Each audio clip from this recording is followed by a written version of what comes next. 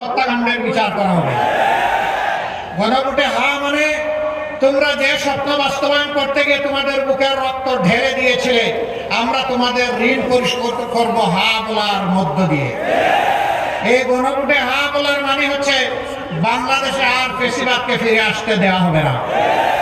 এই গণভোটে হা দেওয়ার মানে হচ্ছে আর কোনো আধিপত্যবাদের দালালকে বাংলাদেশে বাংলার জনগণ বরদাস্ত করবে না।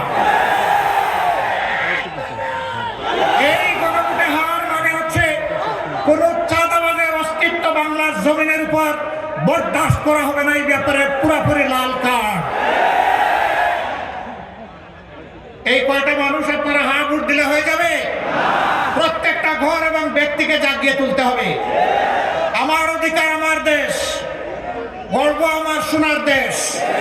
সেই সোনার দেশ গড়ার জন্য অবশ্যই ঐক্যবদ্ধ বাংলাদেশ গড়ার জন্য আমাদেরকে হা ভোটে অবশ্যই মোটিভেশন চালাতে হবে। দ্বিতীয় ভোটটি দিবেন আপনারা 10 দল একত্রিত হয়েছে, যেখানে যে দলের হাতে আমরা যে মার্কা তুলে দেব, আপনি এই 10 দলের যে দলের কর্মী সমর্থক শুভাকাঙ্ক্ষী ভোটার যাই হবেন, আপনি ওই মার্কার পক্ষে দাঁড়িয়ে যাবেন, ওই মার্কাকে বিজয়ী করবেন। এটা দেখবেন না কার কর্মী আছে কার নাই, কার এজেন্ট দেওয়ার সুযোগ আছে কার নাই, এগুলো মোটেই দেখবেন না। আমরা 10-এ মিলে হারতে চাই না, আমরা 10-এ মিলে ইনশাল্লাহ জিততে চাই। আপনারা এইভাবে কাজ করবেন আলহামদুলিল্লাহ।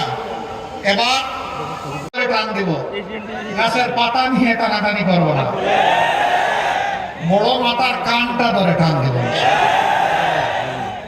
সুনোপুটিকে ধরবো না, ওদেরকে তো নষ্ট করে ঘট হাতানো, ওই জায়গায় ধরবো আল্লাহ চাই। ওদের 2-1জনকে ধরলেই দেখবেন সব ঠান্ডা হয়ে গেছে। শত শত ধরার প্রয়োজন হবে না। প্রিয় জনগণ, এই সব কিছু করতে হলে আমাদের একটা আমূল সংস্কার লাগবে। সেই সংস্কারের জন্য গণভোট। এই গণভোটে আপনারা হা বলবেন না না বলবেন?